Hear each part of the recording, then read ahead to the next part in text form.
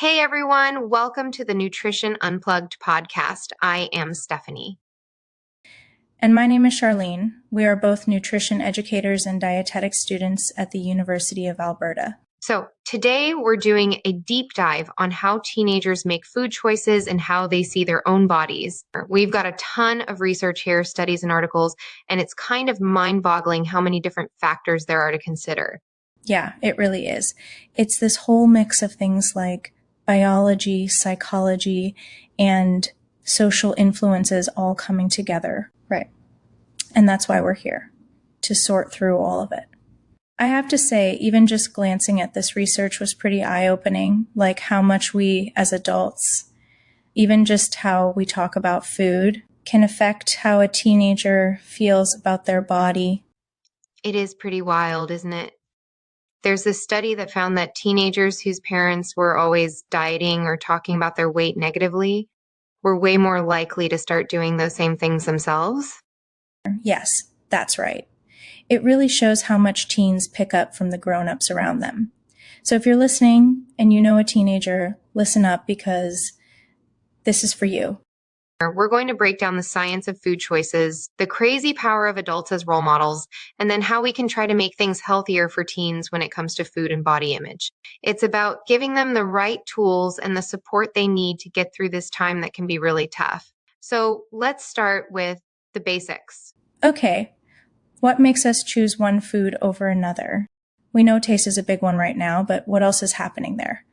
Well, you'd think it would be as easy as, do I like this? But it's actually so much more complicated. There was this recent study that looked at how teenagers decide what to eat, and it turns out taste was only one small part of it. Think about it. How much does cost matter, or whether you can even get to healthy food? I mean, are there even healthy choices where you live or at school or in your budget? That's so true. If the only affordable food is highly processed food or sugary drinks, of course, that's going to influence what people choose. Exactly. And then you've got the whole social part of it. Are you eating alone or with your friends? What are your friends eating? Teenagers especially are so easily influenced by their peers. If everyone's getting pizza in the cafeteria, it's tough to be the one with the salad. Totally. It's like that saying, you are what you eat. But for teenagers, it's more like you are what your friends eat. And then there's mood. Have you ever just craved comfort food when you had a bad day? Yeah, all the time. Well, for teenagers, emotions are already all over the place. So those mood swings can totally change what they decide to eat. Honestly, this is making me remember being a teenager myself. It wasn't only about what tasted good, but also who I was with and even how I felt that day. So true. It's like your brain is running through this checklist without you even realizing it. And then add in the constant messages about food everywhere you look, social media, advertising, even just hearing people talk about it. I agree. Teenagers are growing up in this world that's obsessed with food and often sets these impossible expectations. Okay, so we've covered cost, accessibility, peer pressure, and moods influencing food choices. It's a lot. And it sounds like all of these things are even stronger for teenagers because they're already going through so many changes. Oh, absolutely. Their brains are still developing. They're trying to figure out who they are, and they're super tuned into social cues. So all these factors can really affect their choices about food, which leads us to how much adults matter in all this. One of the things that really struck me in the research was how kids and teens actually look to us to see how we eat. It's not just what we eat, but how we talk about it too. Yeah, let's dive into some interesting stuff. So there was this study where they looked at families over a few years and found that how parents feel about food is directly connected to their kids' eating habits. The kids whose parents labeled foods as good or bad were a lot more likely to develop all these strict rules about food and end up being anxious about eating. Wow, that's intense. I mean, I can see how that would happen. If you grow up hearing your mom always saying she needs to lose weight or feeling guilty about eating dessert, it's got to stick with you. It definitely does. Teenagers watch us all the time, even when we don't realize it.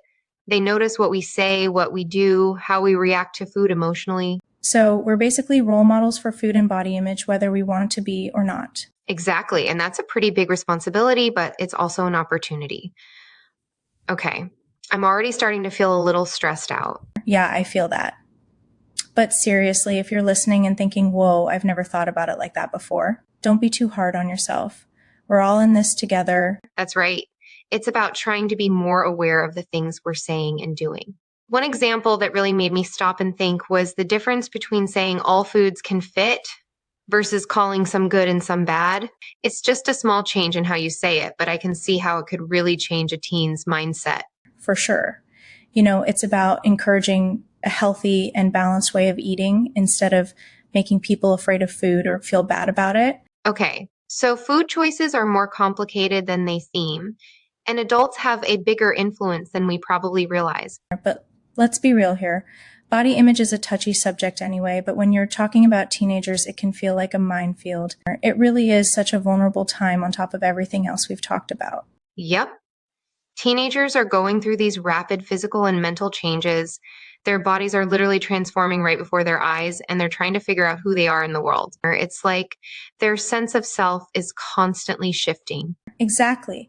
And that makes them really susceptible to feeling bad about their bodies and to all the negative messages that are unfortunately everywhere in our culture. And this isn't just a small issue either. Yeah, one statistic that really got to me was that up to 22% of teenagers might deal with some kind of disordered eating. And that includes a range of behaviors from restrictive dieting to binge eating to purging. It's a way bigger issue than most people think. You are so right. This is serious stuff. You've got all these things influencing how teens see food and their bodies, and the consequences are pretty scary. So where do we go from here? What can we actually do to create a healthier environment for them? That's the million-dollar question, right? It's easy to feel overwhelmed by all of this, but there are things we can do. And the good news is it starts with us, the adults in their lives. I agree. If you're listening, you're probably wondering, what can we do right now to make a difference? One of the biggest things we can do is change how we talk about food.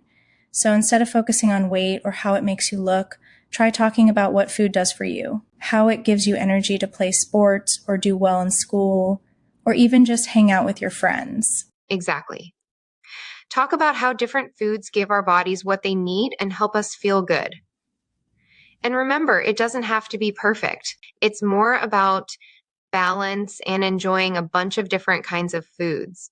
Totally. So no more talking about diets and stuff like that. Just create a more positive environment around food. It seems so obvious, but it's hard to break those old habits. Oh, it definitely is a process. And it's not just about what we say, but about letting teenagers make their own choices too. So instead of telling them what they can and can't eat, give them information and help them learn how to make their own good decisions. Yes, exactly. So less of you shouldn't eat that and more, hey, here's what this food does for you. Now you decide what you want. It's giving them the power to choose. You got it. And part of that is teaching them practical stuff, like how to cook and plan meals. When teenagers know the function and importance of food and how to make it themselves, they're more likely to make healthy choices. Yes. It's like you're giving them tools to build a good relationship with food that'll last their whole lives. Instead of just focusing on what they can't have, you're showing them how to make their own choices. It's all about shifting the focus, isn't it?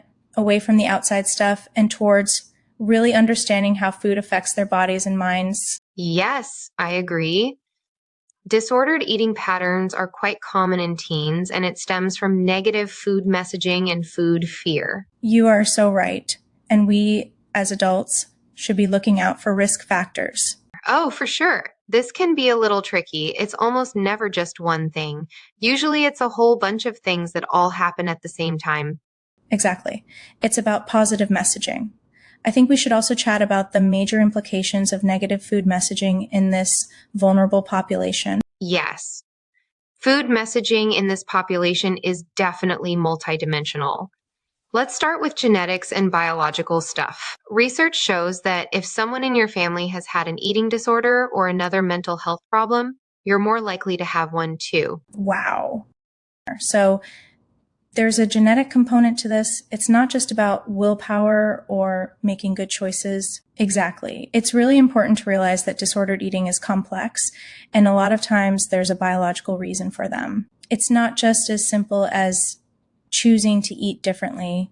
And to add to this, even if a teenager is predisposed to this, there are still other things that come into play. Like all those hormonal changes that happen during puberty can be a big factor. Those shifts can definitely mess with body image and eating habits.